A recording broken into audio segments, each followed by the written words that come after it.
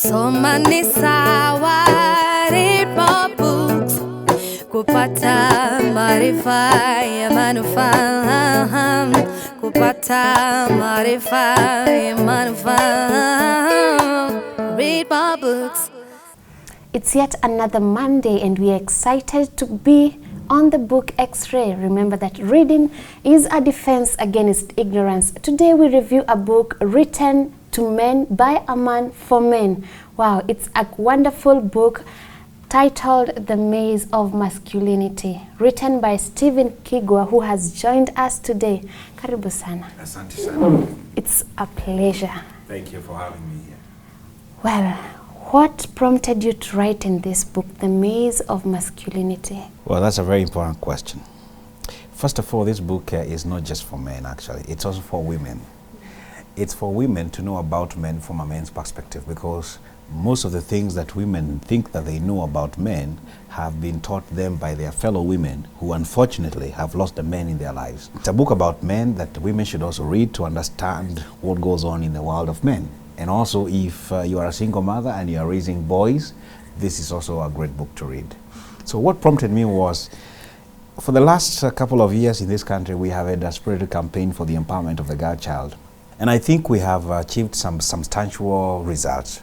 But if you look keenly into the society with an objective eye, you will notice that there is actually a conspicuous neglect of the boy child. My concern has been that we will empower our women.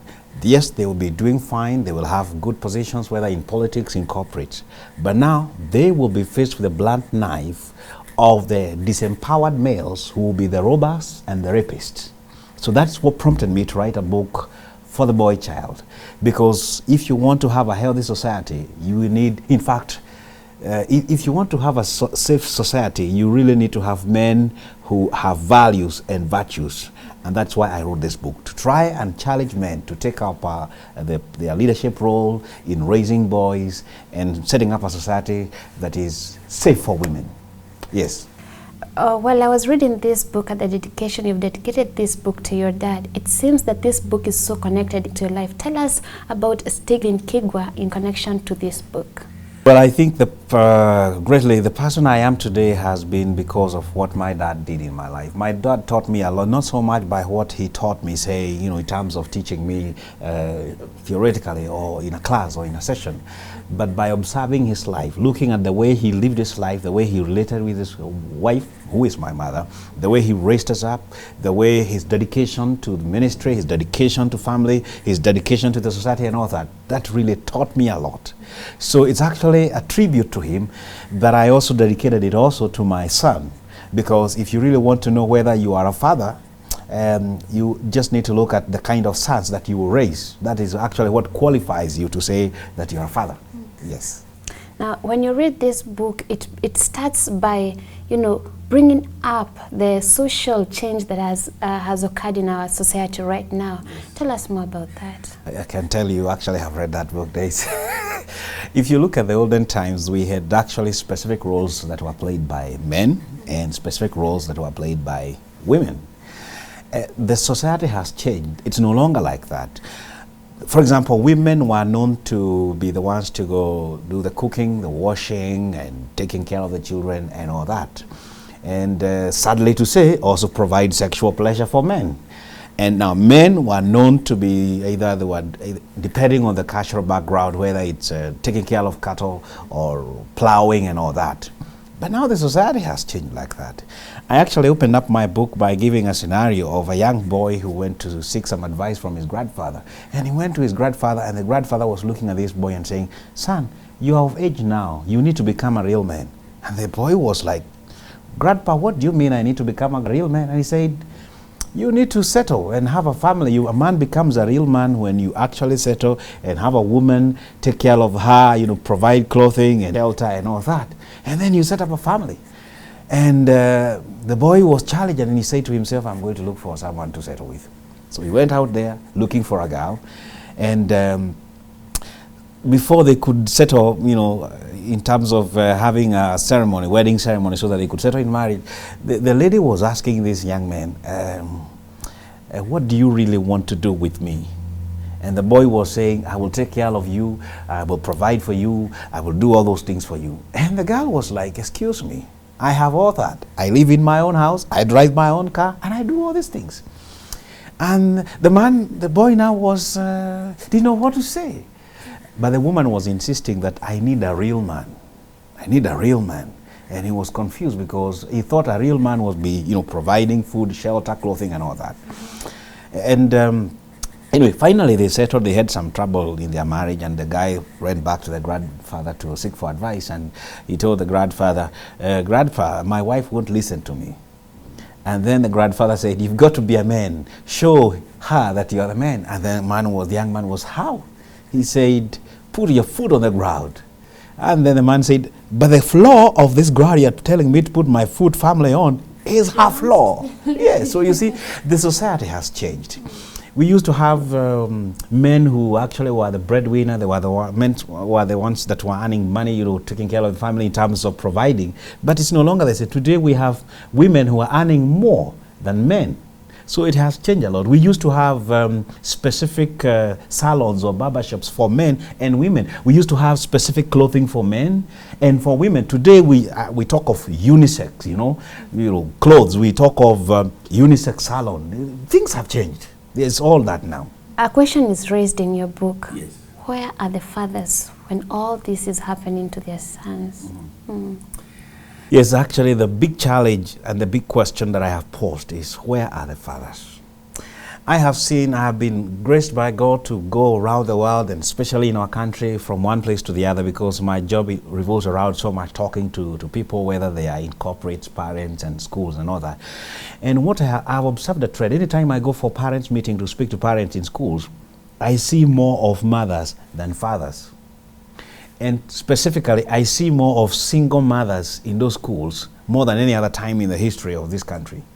And that question came, where are the fathers then? In fact, every time I go for these meetings and I see fathers, I really have to applaud them and tell them, this is good. At least we have some few fathers who are still concerned. Let me tell you, I'm not saying that women do not play any role when it comes to the development of the boy child.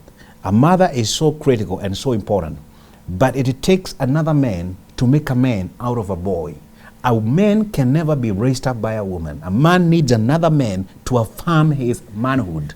And that's why I'm asking, where are the fathers? Because you see now boys being raised by their mothers. They go for shopping with their mothers. Even their mannerisms now are feminine. Why? Because they do not have role modeling of men who are godly with values, who can show them the way, who can mentor them and bring the king in the boy. There's an author who has written a book. She's called Nthiwa. She has written the book When Mothers Are Gone. And the next chapter talks about mothers. Tell us more about that in your book. No, like I said, mothers are also important. And I'm glad to hear that there's someone. You said Nthiwa? Yes. I'm not saying that mothers are not important. Let me tell you this. Psychiatrists have proved that the relationship between a boy and a mother when he is young, below the ages of 5, determines how that boy will be able to relate with people in the society. Men are not relational beings. Women are. And men learn relationship skills from women. So the way a boy relates with his mother when he is young determines how he will relate with other people. So it is critical. But there is a place that mama cannot take the boy. The boy goes through 4 stages. There is the stage of what I call blessed ignorance, where the boy doesn't care whether he's a boy or a man, or a girl. He doesn't, he's just there, blessed ignorance. Then from there, at the ages of between 3 and 4.5 years, you will see the boy now realizing he's a man. He doesn't even want to take orders from men. We call it disconnection stage. The boy tries to disconnect and he's looking for something he can emulate, a manly figure. Then from that, he goes into another stage whereby it's now the teenage. I call it the heart stage, where they are looking for something to identify themselves. It could be anything, a way of life, a way of philosophy of thought, some clothing, some label. He's trying to associate himself with what's happening in the world and all that. Before then, he finally gets into young adulthood. So all that, the mother also plays a big role. And we become men because of the nurturing from our mothers. That's true. But there is only so much that a mother can do that now requires the father take on. In fact, if you look at the Bible challenges us that fathers are the ones to train a child. It's not mother. And to train means it's not telling them this is the way. No, it's walking in the way and telling them whatever you see me do, do it. That's what training is all about. Surely, in a maze, you have to be trained on where to go. Yes, of course. We are taking a short break. We are going to the segment Why Books. We shall be back shortly, so don't touch that dial. Through reading, you expose yourself to new things, new information, new ways to solve a problem, and new ways to achieve one thing. Who knows? You might find your new hobbies within it, and who knows, you might actually explore one thing you really like, and it may end up becoming your career and success in the future. Exploration begins from reading.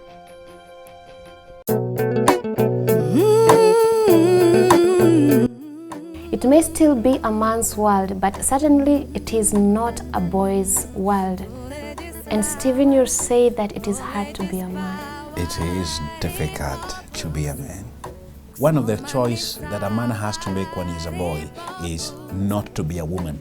A good well done from a father means more to a boy than 20 kisses from mama. Could it be that our children today, could it be that our boys today are crying out for something, for some help, but we can't hear? Really, there is a need out there. There are people really who got introduced into funny ideologies and all that. They got hooked up into them, and now they don't know how to get out of it. Read my books. Welcome back to the book X-Ray. We are still reviewing the book, The Maze of Masculinity. Now, one of the quotes that I read from this book is, "It may still be a man's world, but certainly it is not a boy's world." And Stephen, you say that it is hard to be a man. It is difficult to be a man. And women don't even know that.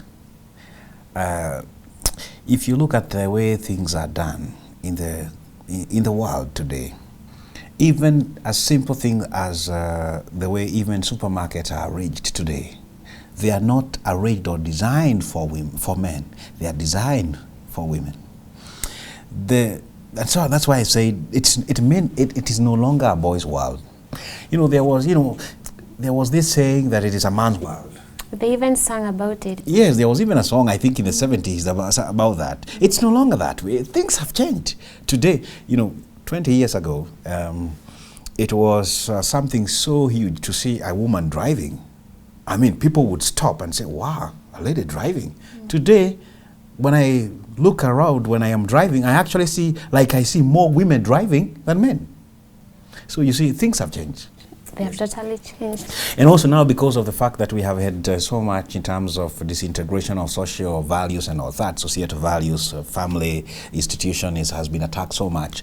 So because of that lack of role modeling, so boys don't have role models they can emulate. They don't have such. So because of that, they try to look for role modeling from anybody, anywhere, whether it's music stars or film stars or anything, whether they are, all manner of things. So, and they get lost along the way. Mm-hmm. Yes.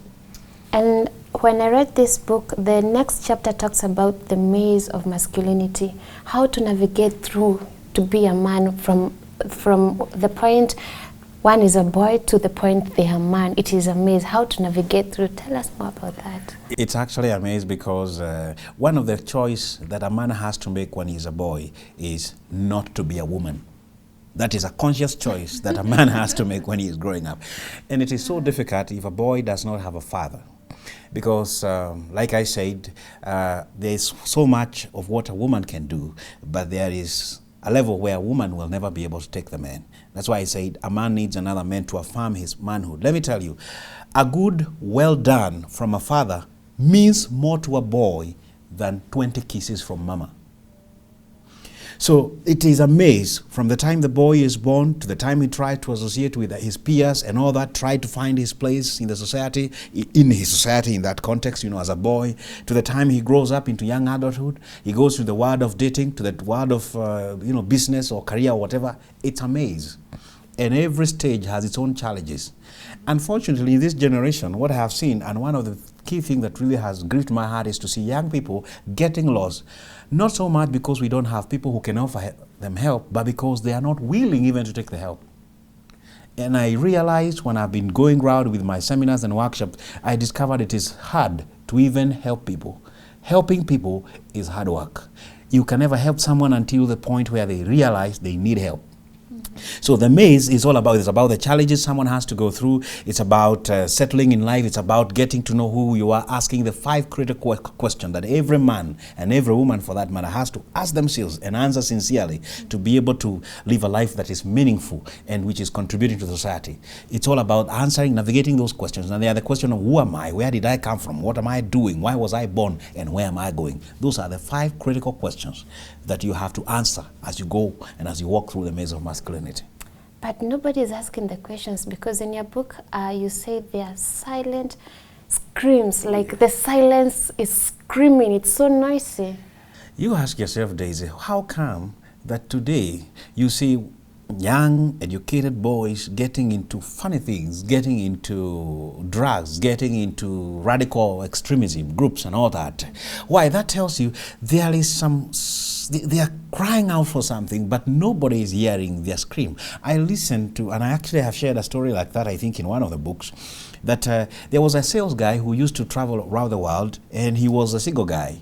So every time he would get back home after traveling for many years, for many days, he would come back to the house, relax and sit on the couch, try to relax. And he thought to himself, I'm all alone by myself. Why don't I have an aquarium in my house?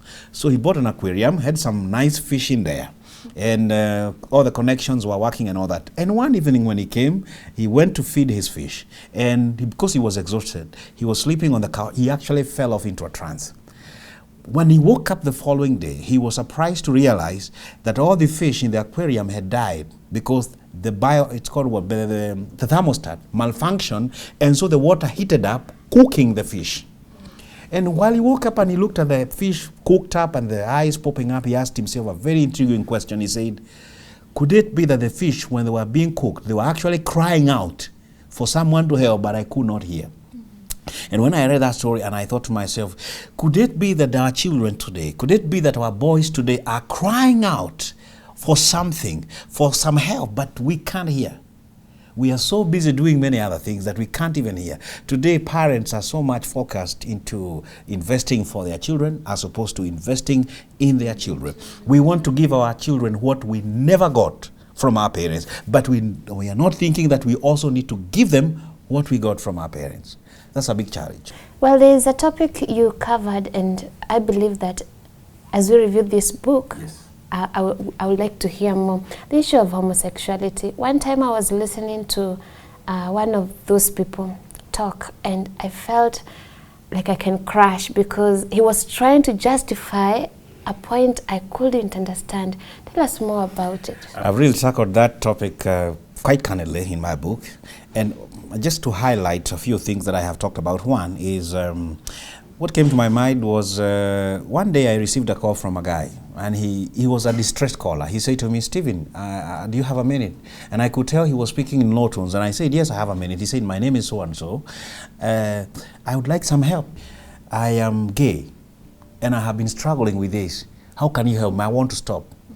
Well, I couldn't offer him any help on phone. I just referred him to some few organizations that I knew were dealing with that. But that triggered something in me, and I said, oh, really, there is a need out there. There are people really who got introduced into funny ideologies and all that. They got hooked up into them, and now they don't know how to get out of it. And I started doing my research and all that. And of course, there is so much that has been said, which is not even true, where these activists talk about that some people were born gays. There is nothing like that. There is not even anywhere in the world, there is no genetist today who is alive who has conclusively been able to say, I have identified the so-called the gay gene. There is nothing like that. Even if there was a gay gene, for example, so to speak, that it is transmitted from one person to the other or from one generation to the other, it would then mean that we wouldn't even be having homosexuals alive today, because homosexuals cannot sire. That means those genes would have just gone off. They would have become extinct. But there is a big and a serious threat to the society today because of these Western ideologies and all that.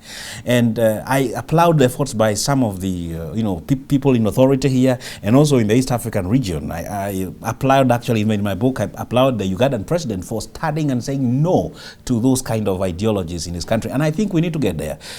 It's homosexual, number one, from a biblical perspective, it is condemned It's condemned. Secondly, from our custom and tradition, it is even unheard of. It is something that you don't even want to talk about.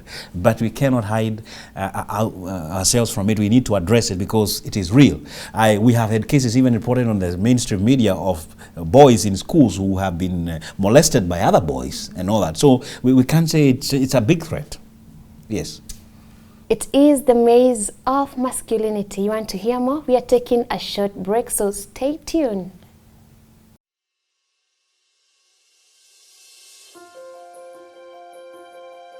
Mr. Stephen, you tried to answer some of the questions and some of the screams that our young men are having. And it is more than just that. It's more than just that, because whatever happens in the seen world has its origin in the unseen world. The enemy has been fighting the male because the male was given the leadership role by the Creator himself. I wish every boy in this country, in every school, would have this book.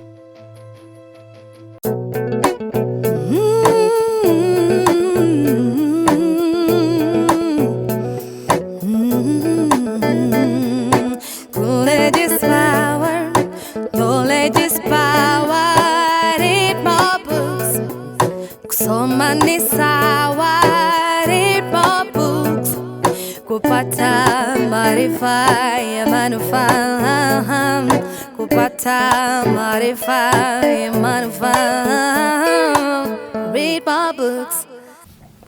Welcome back. Still reviewing the book, The Maze of Masculinity.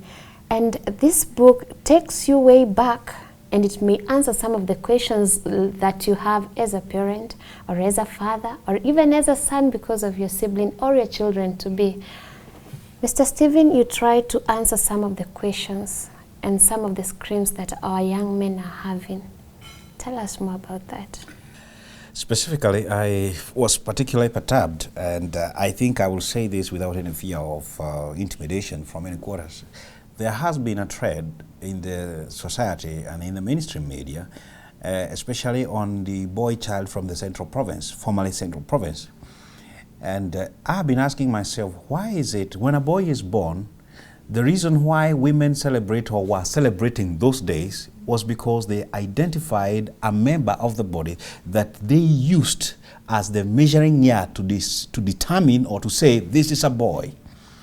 And there has been a lot of episodes on the television media and all that, especially precisely from Central Province, whereby women have been, brought in the limelight, having dismembered, the same member that identified the boy as a male. And it is more than just that. It's more than just that, because whatever happens in the seen world has its origin in the unseen world. In fact, the unseen world is more real than the seen world. Whatever you see happening in society is a reflection of what is happening behind the scenes. And let me tell you why there has been a silent scream, and also why it's difficult and hard to be a man. If you look keenly from the Bible, even from the times of Moses, there was a decree by the king to kill all male children that were born.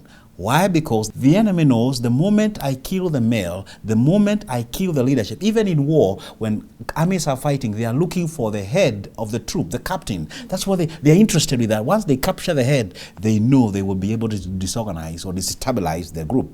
So even in the society today, the enemy has been fighting the male because the male was given the leadership role by the Creator himself. If you look at the times during the times of Jesus, Herod had issued a decree that all boys should be killed. So there has been a fight from the spiritual realm to fight boys, to fight men, because when men are not taking their leadership role seriously and in line with what God ordained them to do, there will be a big problem. A man needs to submit to an authority before he can be an authority. And the supreme and sovereign authority is God's authority. And that's why you can never be powerful in leadership as a man if you're not submitted to the one who gave you that mantle to act on his behalf. Yes, yes. Now, when many authors are writing books, they encounter problems. And one of the problems they encounter is criticism. Yes. Have you ever, do you have any critic rather, who has told you, Steve, no, this is not it, no. Well, I have had many of them, but not necessarily even from this book, even from other books that I have done. Some people, I remember one person who called me and told me, Stephen, what is this you have written? This is just trash, you know. And you expect that. Let me tell you, it's better to do something about darkness, light a weak candle, than to curse it. I say to myself, I can only offer help of which I am capable of. I am not saying that this book has all the answers to the issues that men have, but I'm saying this is the help I'm giving my help based on my capability at this point in time. So you get those kind of critics and all that, but they are good. Otherwise, if you don't get people criticizing what you're doing, it means you are standing still. It is when people criticize you, oh, they noticed you anyway. That's why they are criticizing you. Now, in a culture where people reading, it's not their thing. The young people say that is not my thing. In a culture where reading is not a thing, I mean, people read other things on Facebook, laugh about them, talk about them, but it's hard for you to find many Kenyans reading. Do you think this book is going to achieve its purpose in this culture? I believe it will. And again, Daisy, I think we are slowly sort of also becoming better in terms of reading. Anytime I visit my friends, those who are close to me, who can allow me to see their house, you know, I'm curious. Anytime I see in their closet they have 7, 10 pair of shoes lying down for polishing, I'm keen to ask them, where is your bookshelf? Why? Because it is bad manners to have more clothes and have more shoes than books. Do you know that in the 70s, we never used to even have the television boxes and all that. In fact, the place for the television was actually a bookshelf. But it has ever since been replaced by the television. But I think we are slowly getting there, even though we don't have a big percentage of people who really study and read and all that. But I think now we have got more books available on audio, on, you know, as ebooks and all that. So people, even though they might not be reading the hard copy stuff, I see people also listening to audio books and audio programs. That's why some of my books are also now in audio, because people are demanding for them. So, well, we are not yet there, but we are slowly evolving and growing towards that. Why should one get this book, and where can they get this book? Number one, every man that aspires to lead a godly lifestyle must get this book as a man. Two, if you're a woman and you're raising a boy, or you have a man in your life, you need to read this book, because you need to understand the world of men from a man's perspective. If you're a boy growing up, you need to understand exactly the challenges that you're likely to be faced with in life and how to navigate them, and to get candid help and solutions to some of the questions that someone may be having. So I would actually encourage every person, every boy. I wish every boy in this country, in every school, would have this book, but I think it could really have a big impact in their lives. Actually, I recently appointed myself as the Goodwill Ambassador for the Boy Child Empowerment, because I really have been feeling I need to do this, I need to do this. I was not doing this book, by the way, to make any money at all. No, I was doing it because I identify a need in the society, and I thought, instead of talking about it, why don't I do something? And I would actually encourage other people who have got the same kind of mindset to also come up together and do, in their own little way, to do whatever it is they can do to try and salvage our society. Now, this book is available actually on Amazon.com.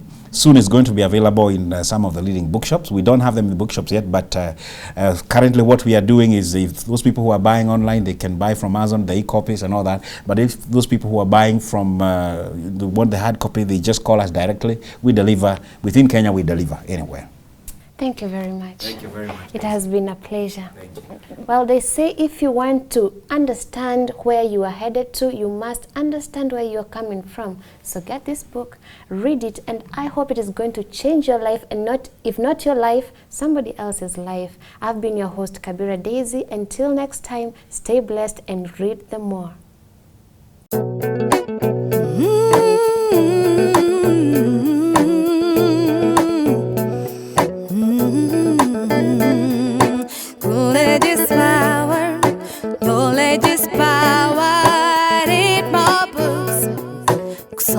Ni sawa, read more books, kupata maarifa ya manufaa, kupata maarifa ya manufaa.